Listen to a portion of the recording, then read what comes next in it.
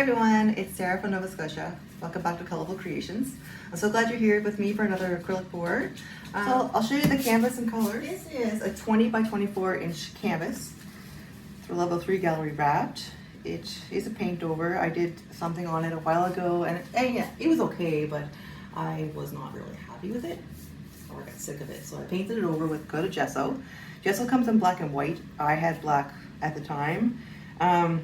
This is going to be a Dutch pour, and my negative space is going to be white, which means all the empty space will be white, including the edges. So I just find that when I use black gesso, it's fine for the top, but it's just a little hard to cover the edge because it gets thinner as it runs off there. So what I like to do is just paint that with just a regular acrylic white. I don't add anything to that because I want it to be really thick. And then I'll just, I have a sponge thing here, but you can use whatever. I just had lots of these laying around. Just give the edge a coat of white, and you don't even have to wait for it to dry. It'll just help cover that. So you get a little over the corner.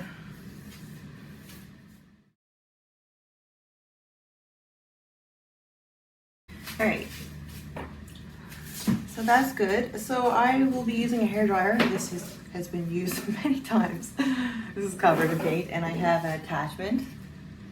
I got this from Amazon, a pack of 3. There was 3 different sizes. This is the large one. I believe it was $13, so not too expensive. That just attaches to the end. So there is a link to a video in the description of how I mix my paint.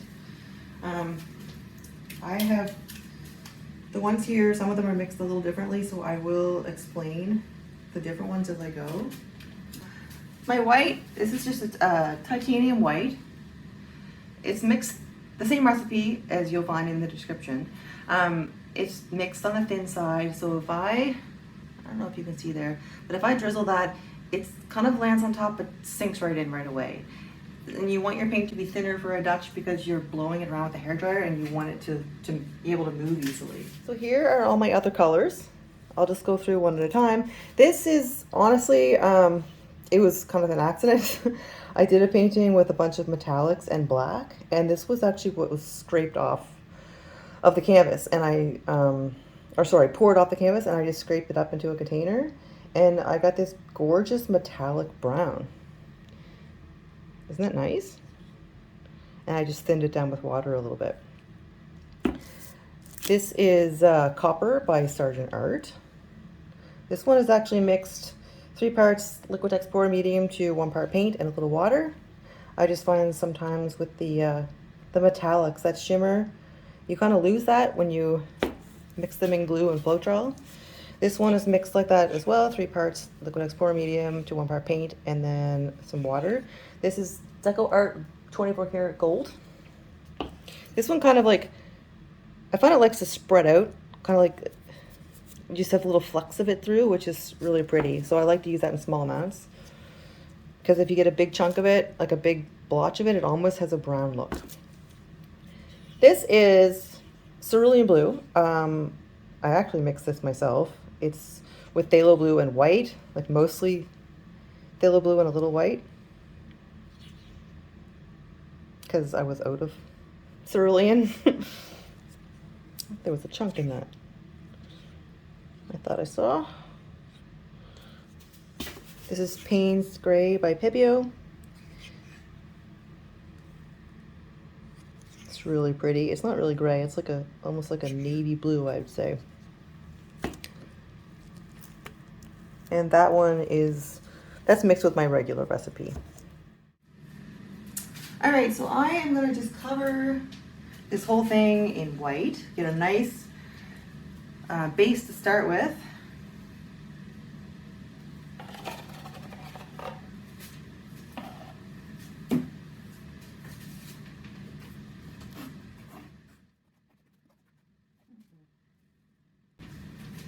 I'm going to use my hairdryer to blow this around.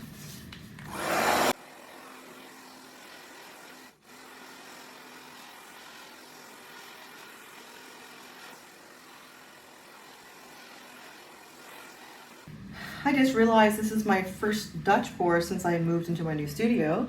And I'm really glad I put extra paper on the floor because it actually went flying quite far when I blew that out. But the floor's good, we're safe, we're good. So I'm just gonna pop all the bubbles with this torch. I want a nice flawless base to start with. This one on nice and smooth because it's thin enough. Okay, so now I'm gonna pour some colors on. Usually what you like to do is layer them with your most opaque colors on the bottom so that they're not blocking the more transparent ones. And I want to stay away from the edges because I find it makes a big blotch if you do that. So I'm just gonna try to put like a, let's see what I can do here.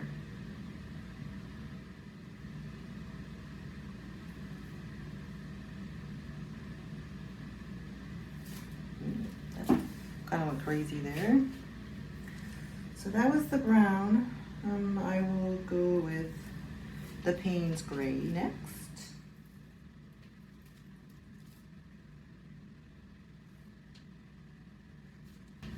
I'll go with the copper.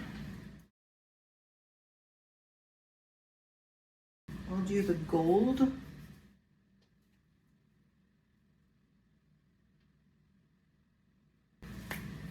And last would be the Cerulean blue.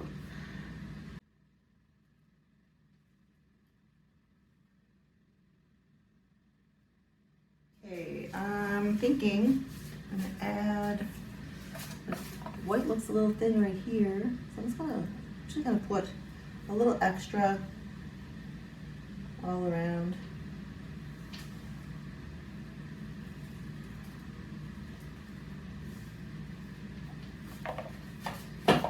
Now, how do I want to blow this out? I don't know. I think I'm actually gonna just drizzle a little bit of white with this.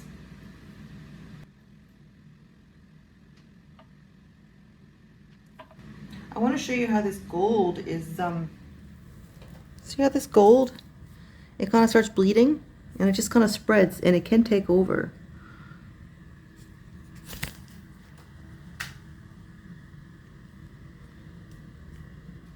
All right, let's see this in action.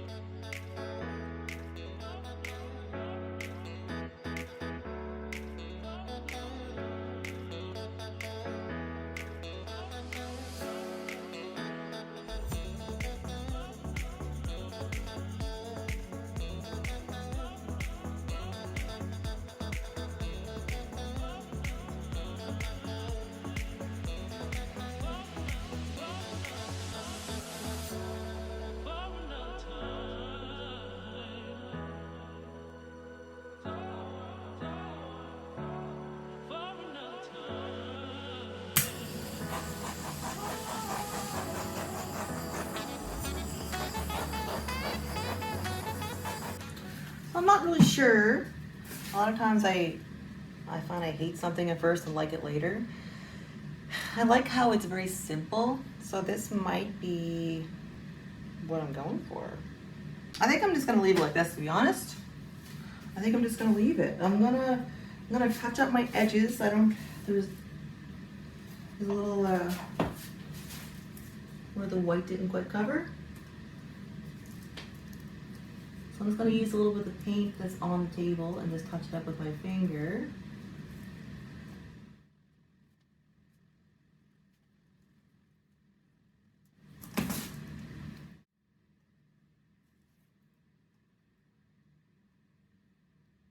All right, and then I just run my finger, or you can use a popsicle stick or anything, and just run it under the edge.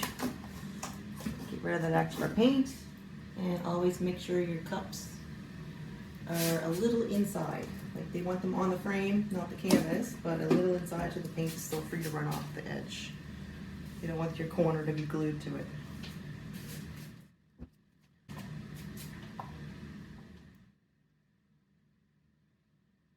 All right, I will bring you in and show you closer. All right, here we go. So this is nice and simple. I'm thinking I'm liking it the more I look at it.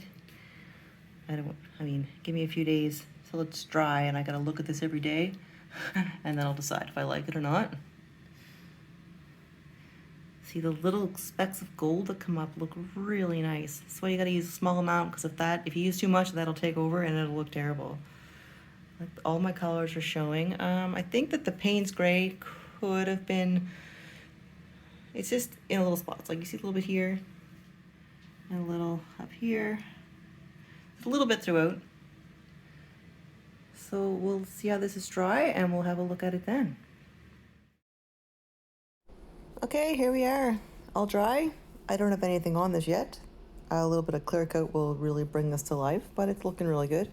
And I decided that I do like it after all. I wasn't really sure. It's really simple. You know, there's a few cells, but nothing too crazy that takes over. All the colors are showing. I would have liked the Payne's gray to show a little more. It's just kind of sporadic throughout, but you know, that's okay. Everything else is there and pretty even. So what do you think of this? You can let me know in the comments what you think. I will show you this the other way. Sometimes, you know, a different angle is nicer. So here we are with it the other way. I'm not sure. I think I might like this one better, to be honest. They're both pretty cool though. Anyway, thanks for watching. I will see you in the next video. Have a good day.